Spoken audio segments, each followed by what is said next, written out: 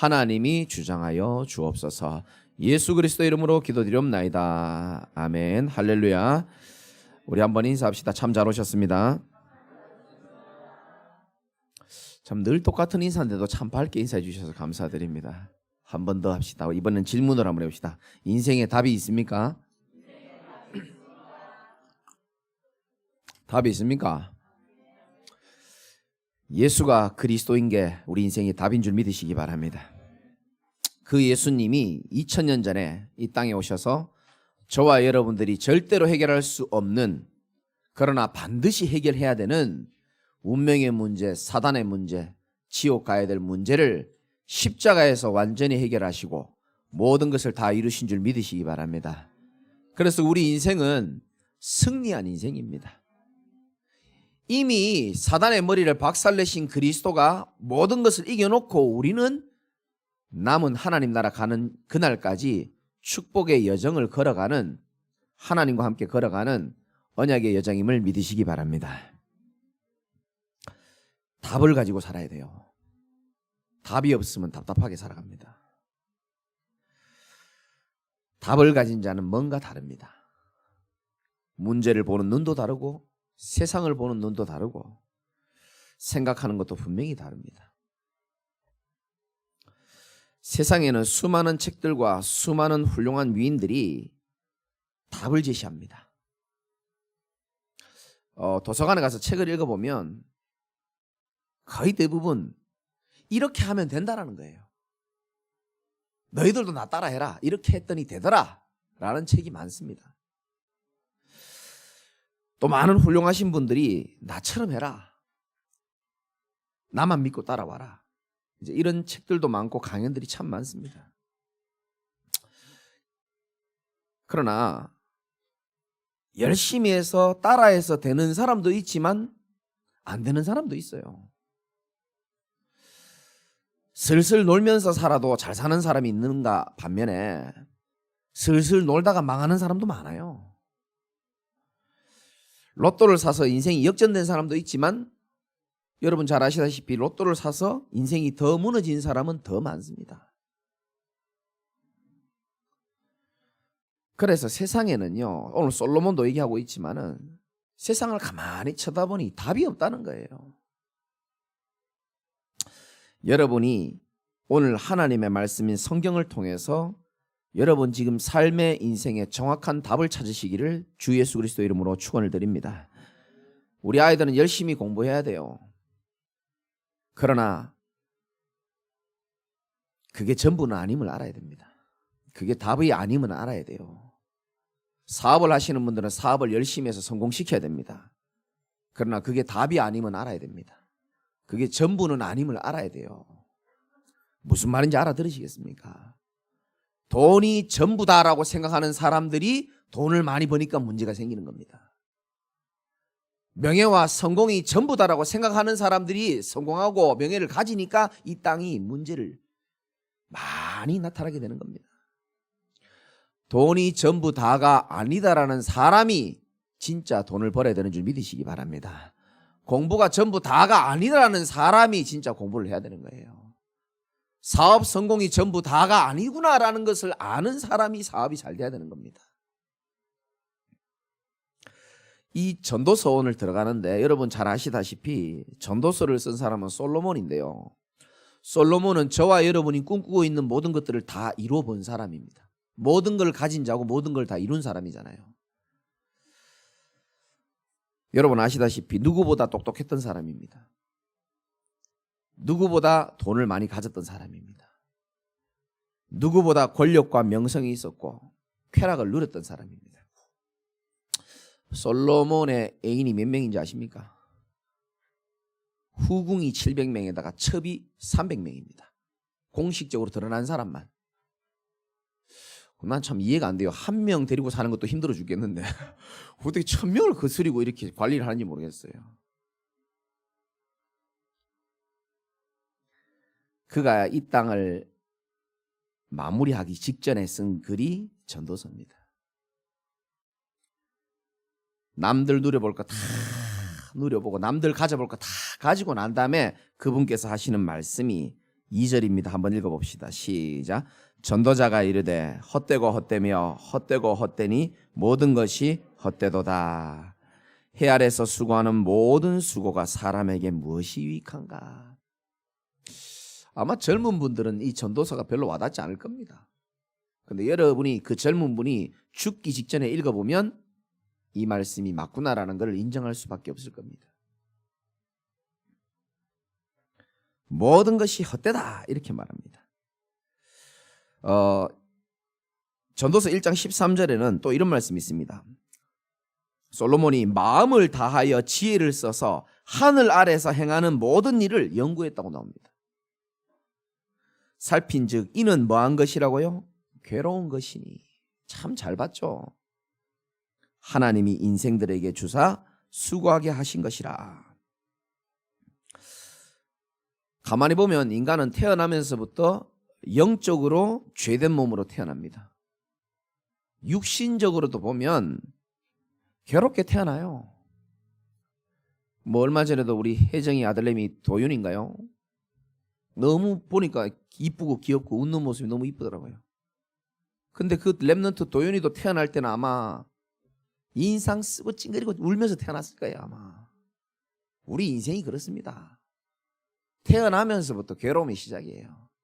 인상 쓰고 찌그리고 울면서 태어나서 살아가면서 많은 수많은 원치 않는 상처를 받아가면서 또 살아가면서 수많은 사람들과 원치 않게 경쟁하면서요. 살아남기 위하여 생존 경쟁을.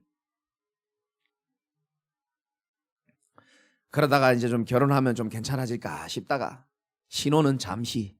아멘입니까? 그리고 이제 애 놓고 살아가는 게 그게 쉬운 일이 아닙니다. 그리고 하나님 말씀이 맞잖아요. 이는 괴로운 것이니 하나님이 인생들에게 주사 수고하게 하신 것이라. 하나님이 수고하게 만든 걸 도대체 누가 바꿀 수 있겠습니까? 그렇죠? 근데 마태복음 11장 28절에는 이런 말씀이 있습니다. 수고하고 무거운 짐진 자들아 다 내게로 와라. 내가 너희를 쉬게 하겠다. 오직 주께로 나오는 자가 모든 수고를 멈추고 재창조된 인생을 살아갈 줄 여러분들이 믿으시기 바랍니다. 여러분 인생의 답을 찾아야 됩니다. 그 답을 찾는 첫 번째가 뭐냐? 모든 만물의 근원, 모든 만물의 근본을 여러분들이 알아야 됩니다. 이걸 모르면 답을 찾을 수가 없어요. 모든 생명체에게는 근원이 다 있습니다. 물고기는 물이 근원이잖아요.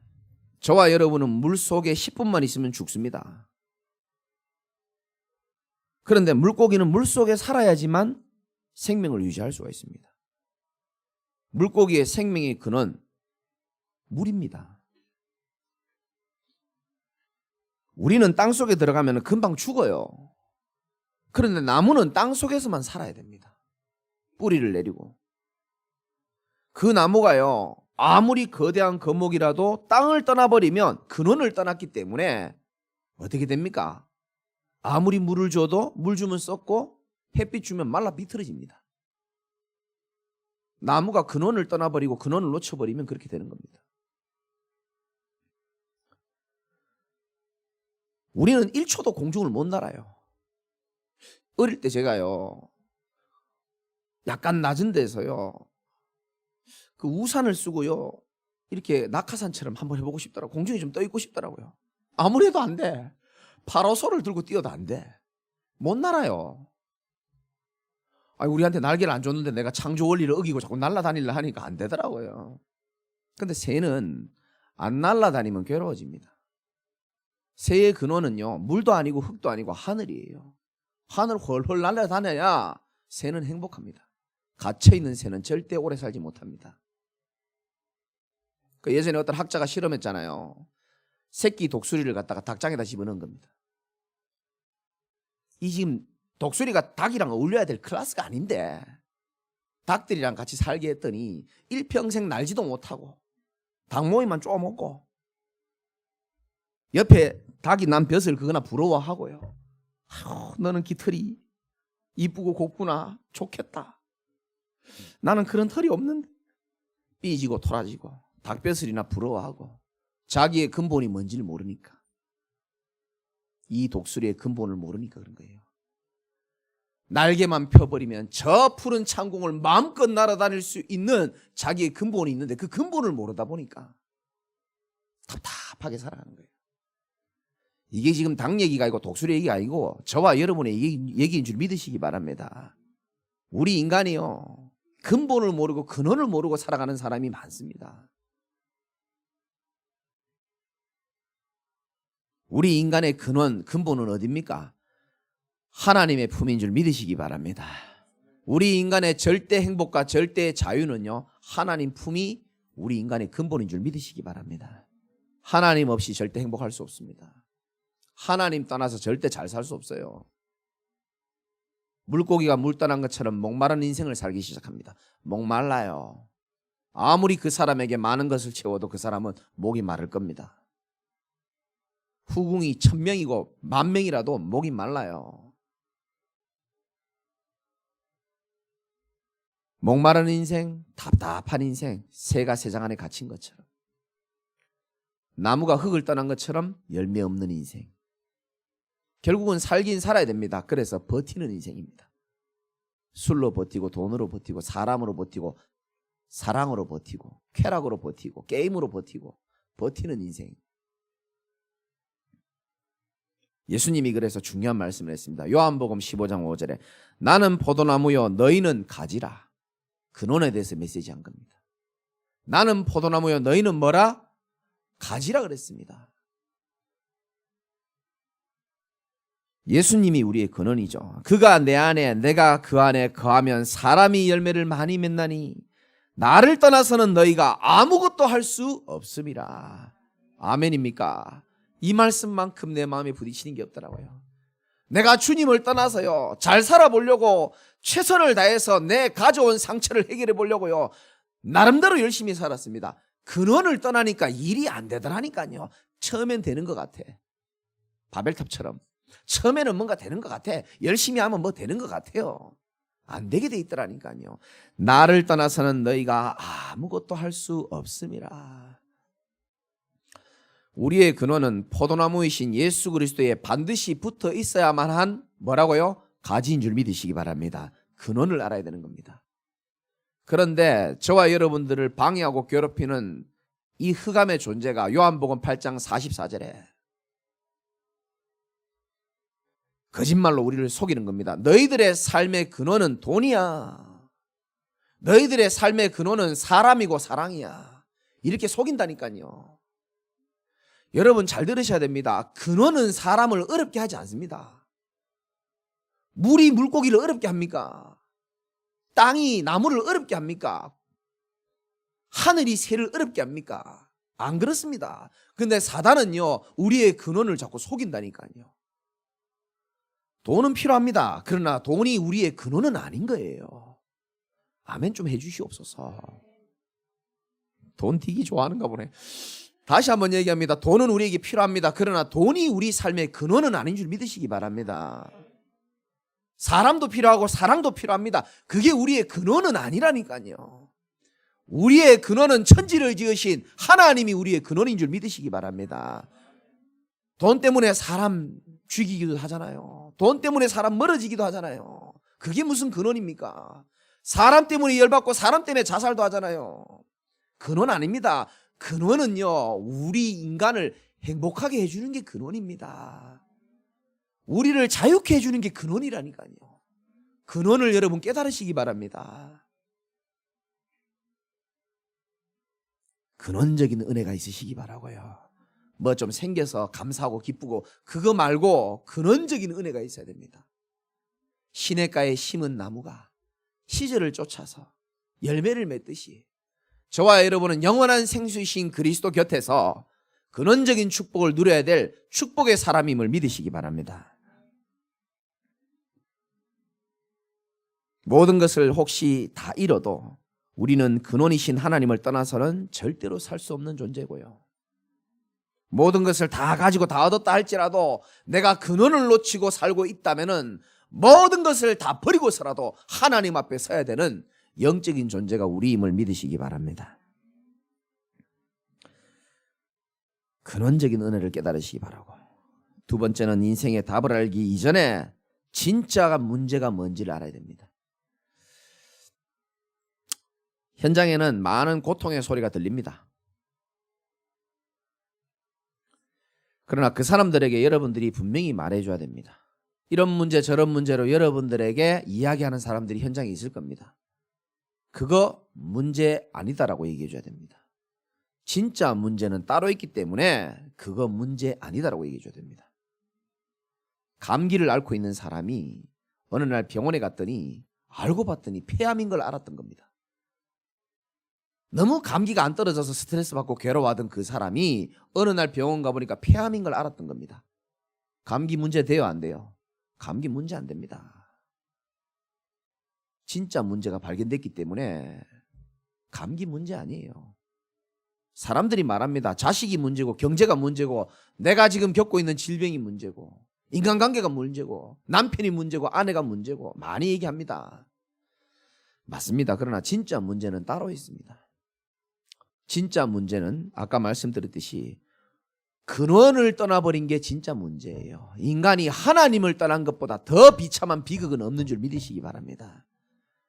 뭐가 문제입니까? 아무것도 모르고 눈에 보이는 것만 열심히 따라가다가 거짓의 아비에게 속아서 지옥 가는 게 그게 진짜 문제예요.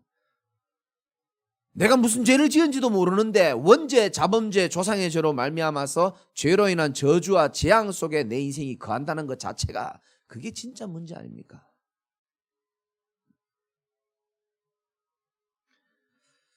문제는 수천만 가지가 넘지만 사실은 유일한 문제입니다. 문제 하나밖에 없어요. 하나님 떠난 게 진짜 문제입니다. 하나님 만나는 것이 진짜 우리 인생의 유일한 축복임을 여러분들은 진짜 아시기 바랍니다. 예수께서 이르시되 내가 곧 길이요 진리요 생명이니 나로 말미암지 않고는 아버지께로 올 자가 없느니라. 인생의 답을 오늘 찾으시기를 주님의 이름으로 축원합니다. 왜 예수 믿어야 됩니까? 왜 바쁜데 굳이 교회 나오고 예배 드려야 됩니까?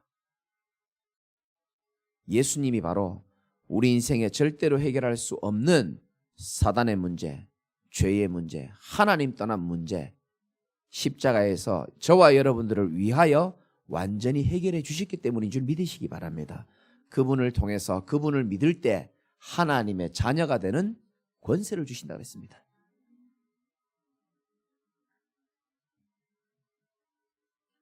세 번째는 저와 여러분이 이제 그리스도를 믿는다면 이제 우리 인생은 새로운 인생을 여러분들이 믿으셔야 됩니다. 완전 새로운 인생을 살아가는 겁니다. 전도서 1장 9절에 보면은 해 아래 새 것이 없다라고 말합니다. 여러분, 해 아래 새 것이 없다라고 전도자는 지금 말하고 있습니다. 그런데 고린도후서 5장 17절에 그런즉 누구든지 그리스도 안에 있으면 새로운 뭐라고요? 피조물이라. 여러분들은 새로운 피조물임을 믿으시기 바랍니다. 이전 것은 지나갔으니 보라 새 것이 되었도다. 주 안에 계신 분들은 새로운 인생임을 믿으시기 바라고요. 그리스도 안에 거하는 자는 날마다 모든 것이 새로워지는 줄 믿으시기 바랍니다. 여러분, 늘 드리는 예배가 되어서는 안 됩니다. 오늘도 하나님이 나에게 새로운 은혜를 주실 것을 믿고 새로운 마음으로 인도받으시기 바랍니다. 모든 게 저는 새로워요. 다 새롭습니다. 왜? 내 안에 심령이 새롭기 때문에 계속 새로워요. 내 안에 영이 황폐한 사람은요, 모든 게 권태롭습니다. 다 지겨워요. 그래서 불신자들은 영이 권태롭고 영이 황폐해져 있기 때문에 모든 게 식상해요. 새로운 게 하나도 없습니다. 그래서 더 새로운 자극이 들어오지 않으면 영혼이 견딜 수가 없어요. 그래서 세상은 영화도 점점 자극적이고요. 드라마 내용도 점점 자극적이고요. 세상의 문화도 점점 자극적입니다. 왜? 영혼이 아는 겁니다. 모든 게 권태롭고 재미없거든요. 사는 것도 재미없고 의미도 없는데 뭘 재미가 있겠습니까? 그래서 점점 자극을 찾아가는 겁니다. 그게 답이 없다는 걸 알기 때문에 사람들이 전 세계에 지금 전부 다 지금 마약을 찾고 있는 겁니다. 우리나라도 지금 마약하는 사람 많아요. 그런데 이 헛되고 헛된 세상에서, 의미 없는 세상에서 정말로 날마다 새롭게 살아갈 수 있는 유일한 길이 뭔지 압니까? 저와 여러분들의 심령이, 영혼이 날마다 그리스도로 예배로 인하여 새로워지면 모든 것이 다 새로워지는 줄 믿으시기 바랍니다.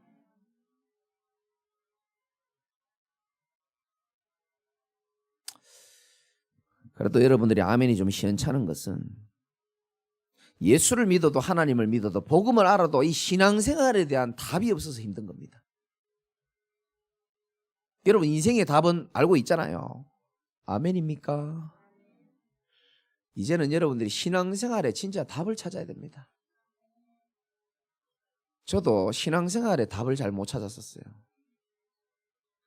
그냥 뭐 열심히 하면 되는 줄 알았어요. 그래서 과거에 교회 앞에 제가 얘기했잖아요. 집게 들고 검정 비닐에 쓰레기를 예배 마치고 10년 제가 주웠습니다. 그러면 내 인생이 좀 새로워질까 싶어서. 그럼 내가 축복받을까 싶어서. 처음부터 잘못됐어요. 첫 단추부터 틀린 겁니다. 인간의 의를 통해서 뭔가를 받으려고 하는 그 자체가요. 그게 종교심입니다. 하나님 우리에게 종교를 준 적이 없어요. 우리가 뭘 조금을 받아도 하나님의 은혜요. 우리가 조금 어려워도 하나님과 함께하는 축복을 통해서 우리가 살아가는 것 자체가 모든 것이 하나님의 은혜로 시작되는 줄 믿으시기 바랍니다. 시작부터 바로 해야 돼요. 그래서 갈라디아 교인들을 향하여 바울이 하나님의 음성을 전달했습니다. 갈라디아 2장 20절에 내가 그리스도와 함께 십자가에 못 박혔나니 그런즉 이제는 내가 사는 것이 아니요 오직 내 안에 그리스도께서 사시는 것이라. 이게 신앙생활의 답입니다.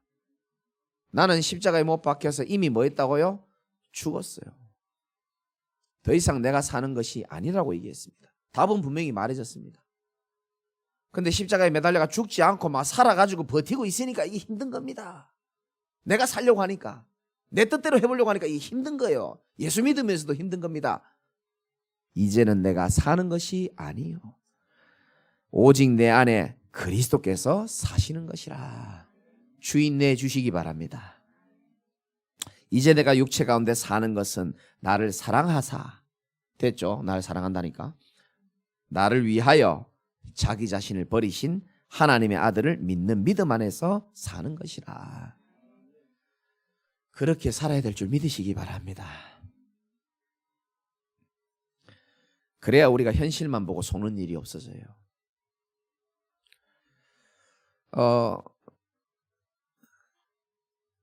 저에게 많은 분들이 질문을 많이 합니다. 여러 가지 뭐 어렵잖아요, 솔직히. 광야가 원래 힘든 거거든요. 저도 예전 같으면 답을 못 해주는데 저는 과거에 경험이 있기 때문에 제가요, 여러분 잘 아시다시피 기본적인 축복을 못 누렸던 사람이에요. 남들 다 있는 축복 있잖아요. 그걸 제가 못 누렸다니까요. 우리 외할머니가 10명의 자녀를 낳았는데 그중에 우리 어머니가 한 중간쯤 되거든요. 근데 우리 어머니가 늘 제일 불쌍한 여자였어요.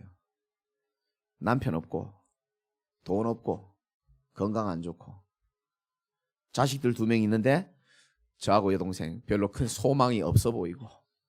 웃지 마시기 바랍니다. 저희 어머니가 왜 불쌍하냐면 아버지 살아 계셨을 때도 뭐 지금 천국에 계셔서 조금 죄송하지만 돈 모으는 걸 싫어해요. 우리 아버지 철칙이 있습니다. 인생 좌우명 오늘 번 거는 오늘 다 쓰자. 할렐루야. 우리 아버지 철칙이에요. 왜 돈을 모으냐는 거예요. 내일 죽을지도 모르는데. 우리 어머니 막 답답해 미치는 겁니다. 일도 안 하면서 일하는 거 너무 싫어해요. 그렇게 애를 먹이다가 돌아가셨거든요. 여자 혼자서 돈 버니까 얼마나 힘들겠습니까? 또 그냥 사시면 되는데 또 이 자식들 때문에 억지로 또 이렇게, 뭐 억지로인지 아닌지 전 정확하게 잘 모르겠습니다만 또 새로운 남편을 만나가지고 그 새로운 가정에서 살아간다는 게 쉬운 거 아니거든요. 대충 제가 계산해 보니까 거의 제가 한 27, 8년을 남의 식구랑 살았더라고요. 이 말이 뭔 말인지 모를 겁니다. 쉽지 않습니다. 남들은 다 거실에서 TV 보면서 잠드는데 저는 그런 축복을요 28살까지 못 누려봤어요. 왜? 내 집이 한 번도 없었으니까. 늘 남의 집, 또 재혼해서 살지. 늘 조그만 방에서 나오지도 못하고요. 눌려서 잡혀서. 하나님 믿는데 막 왜 이런지 모르겠더라고요. 늘 옥상에 올라가가지고요, 불평 원망하고요. 왜 내가 대단한 인생을 살게 해달라는 것도 아닌데 남들이 누리는 기본적인 축복도 안 줍니까? 갈로 열고 하나님, 갈로 열고 디기 섭섭해요. 이게 있었던 겁니다. 그렇잖아요. 뭐 대단한 축복을 원하는 것도 아니고 남들이 가지는 기본적인 축복은 줘야 안 될 겁니까? 답답하게 막 내 인생에 답도 없이 살아가는데 어느 날 한 장을 넘겨보면요, 전도서 3장의 말씀을 내가 듣고 좀 깨달아지기 시작하더라고요. 저하고 비슷한 처지에 있는 분들만 3장 11절 한번 읽어봅시다. 시작. 하나님이 모든 것을 지으시되 때를 따라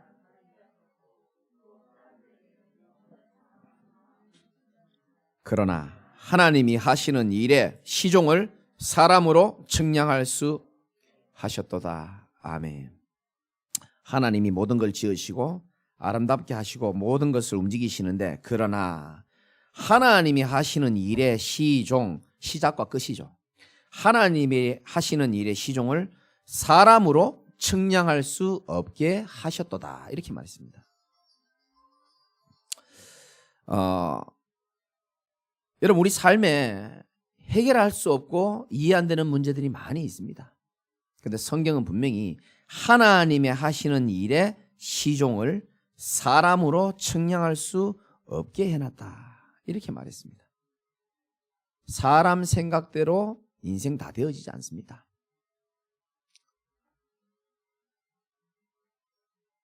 내 뜻대로 아닙니다.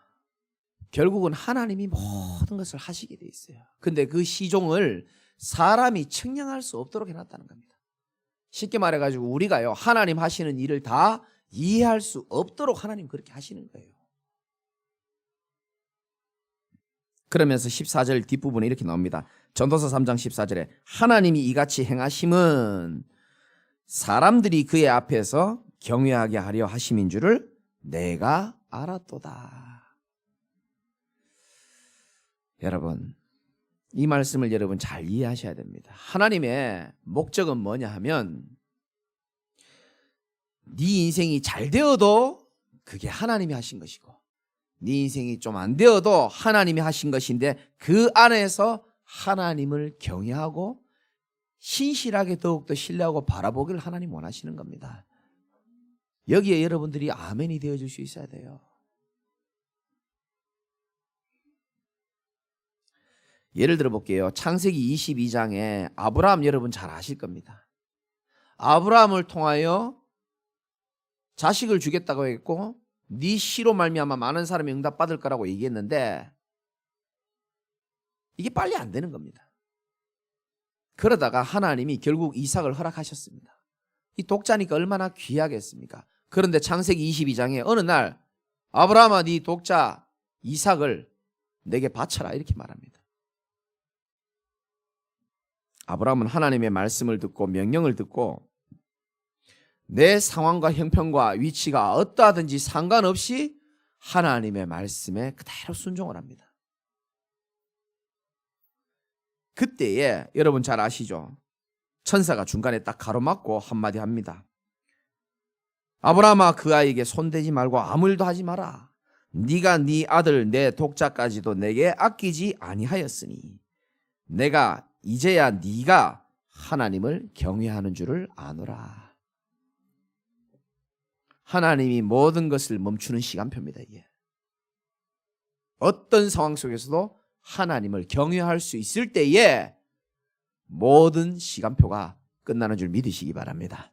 하나님이 원하는 게 뭔지를 알아야 됩니다. 그래서 전도서 마지막에도 보면 12장 13절에 보면 일의 결국을 다 들었으니 하나님을 경외하고 그의 명령들을 지킬지어다. 이것이 사람의 본분이니라. 지키면 응답 주고 안 지키면 응답 안 주고 그걸 떠나서 모든 상황 속에서 하나님을 경외하고 끝까지 바라볼 수 있는 저와 여러분이 되기를 하나님이 원하시는 줄 믿으시기 바랍니다. 그게 내 믿음이 완성되는 순간입니다.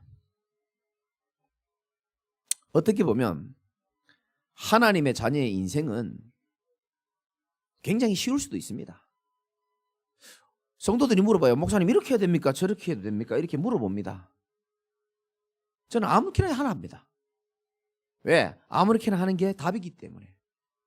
하나님을 경외하지 않고 복음과 상관없이 살아가는 인생은요, 이걸 선택하나 저걸 선택하나 똑같아요.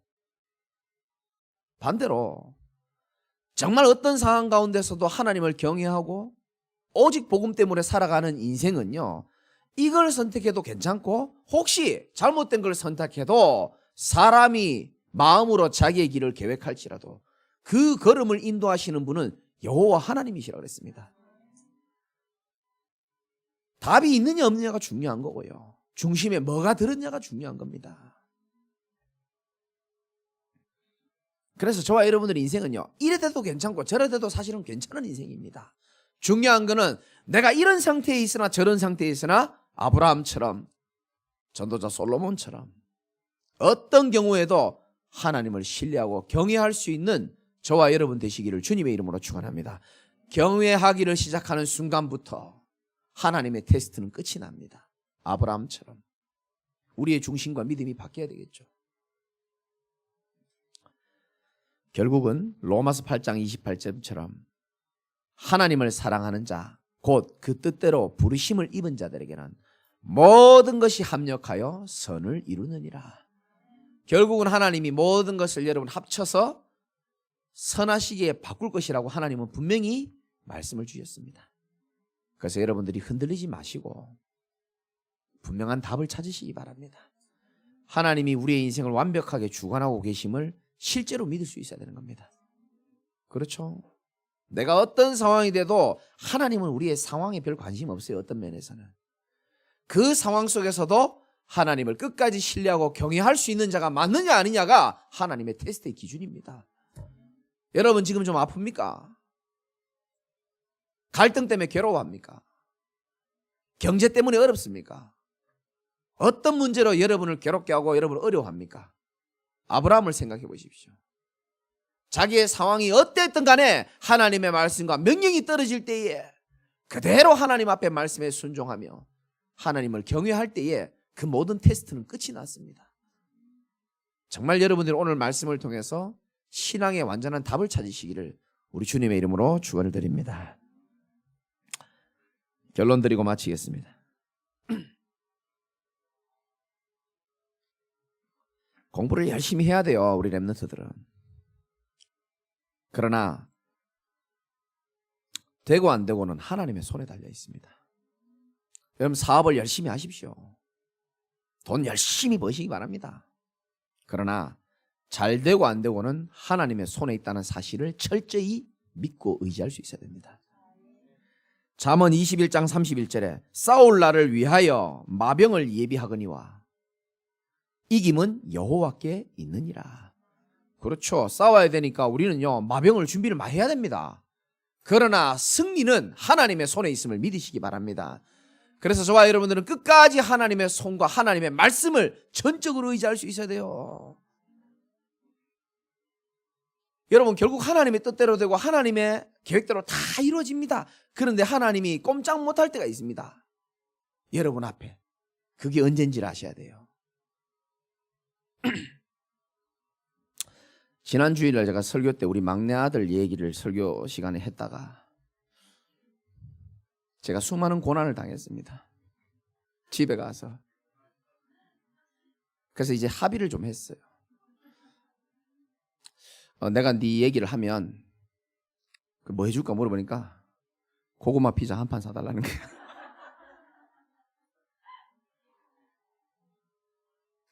그래서 여보 오늘 저녁에 하나 좀 준비해 주시고.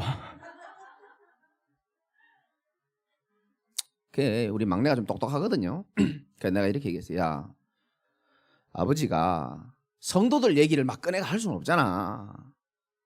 그래서 자존심도 있고 다 있는데 얼마나 존귀한 분들인데 와서 시험 들면 안 되잖아. 오해할 수도 있고. 그래서 내가 어쩔 수 없이 내가 가족 얘기를 할 수밖에 없는 거잖아. 저 어린 꼬맹이를 앉혀두고 내가 얘기하는 겁니다. 우리 준아 뭐라는지 압니까? 아빠 나도 성도야.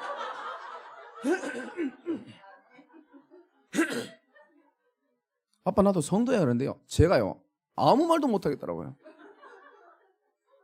맞아요, 틀려요? 맞는 말이잖아요.